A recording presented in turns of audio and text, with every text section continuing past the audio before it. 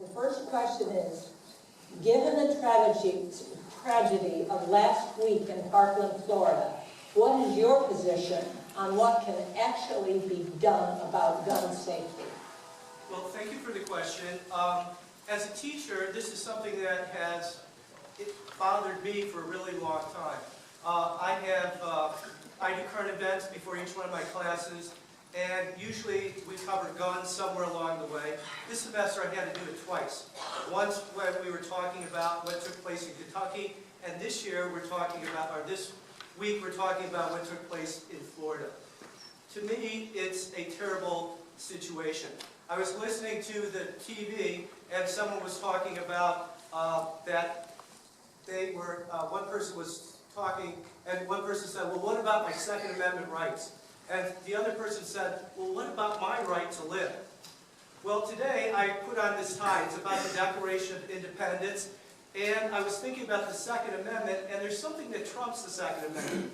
And the Second Amendment came in 1789 as part of the Bill of Rights that amended the Constitution, but before that was a declaration in 1776, and it talked about that we have to protect life, liberty, and property. Life props guns anytime.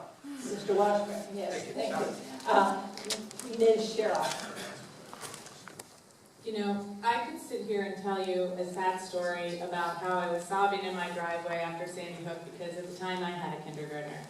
But right now, I'm not feeling sad, I'm feeling incredibly angry.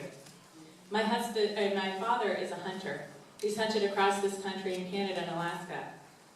I'll tell you, he knows guns, and he has never once found a hunter who uses a machine gun to hunt. I myself am an expert in both the pistol and the rifle. I'm in the military, I was in the military, and we in the military know guns. And we know that guns are weapons of war, and they're not something to be purchased as toys by high school kids. So what do we need to do? We need to make sure we have an assault weapons ban. We need to make sure that people who have mental health problems or on the terrorist watch list or domestic abusers don't have access to guns. And we need to make sure we have universal background checks. We need people in Congress who are going to have the courage to stand for these things and make sure we're taking care of people in this country. And I can assure you I would be happy to do so. Thank you. Ms. Harris. Thank you. As a businesswoman, advocate, and mother, what we saw in Parkland just horrified me and is another continuation on the spectrum of death and carnage because we have the incapacity in Congress with the leadership that is there, and I use leadership in quotes, to take on this issue and fight for the lives of all Americans.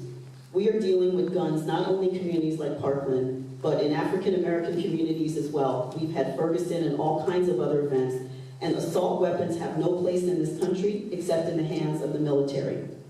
The things that I would do revolve around three spaces: data, discourse, and dollars. And I commit to you, as a congresswoman representing this district, I will be fighting to fund the Center for Disease Control, managing our database so that we can track assault weapons, because to be in a country with the technology we have and not know who owns a gun is unacceptable to me. Discourse. I will stand with anyone who needs support in fighting for arms, and if you receive money from the NRA, which this campaign never will, I will be holding you accountable. And dollars, I will do everything I can to make sure that the IRS and other entities that are benefiting the NRA and other people who benefit from selling guns in this country, especially assault weapons, are held accountable as well. Thank you. Thank you. Mr. Colbert. The issue is the most serious, and we have to direct our attention to the one solution. There can be no assault weapons. Assault weapons have to be made illegal. There was a ban at one time, and it has to be reinstated. All assault weapons have to be taken off the street, and there be a buyback program for all people that have assault weapons. And then there also has to be consideration for gun safety. So we have to do away with the boyfriend loophole, and we have to have legitimate, logical gun safety in place with the discourse and with all of the protections that we need.